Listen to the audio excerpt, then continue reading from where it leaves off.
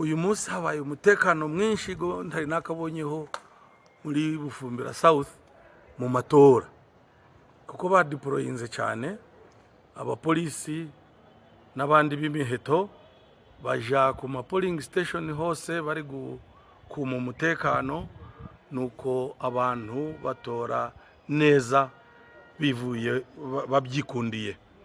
Ubwo rero ikivuye mu uyu munsi kibaye ciza kuko nubundi turatsinze. Abandi bantu batabarusi ya Seruganda ahabo kwika ahabusinguzi kandi baraganisa okora nawe kwena ngo abase kubaho entunguka muri Bufumbira South. Ariko ibitagiye neza nubwo dutsinze samu bitangaro gisambo nuko yagiye arakora ibintu bipfuye kandi by'abantu bagiye barareba. Icambere mu shamburye yazanyemo amasasi bari kurasa abantu. Bari kuragira.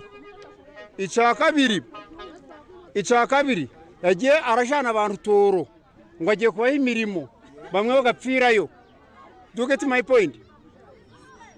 So ugu munsi nco yitumye tugira ngo igisambo tutongera kugigarura mu ntebe kitazongera kuguma kiratwiba. Okurangirirwa okwa Seruganda wa hatinchi maisa nwe yakwata ebendera y'ekibine cha NRM ari kuja kwetaba omukarura kabona akenkumi 2026 ari kushaba enchure ndijo omwishenjero lihanga amakuraga gasha kwa Job na Manya na Adonia Taylor omuri Kisoro.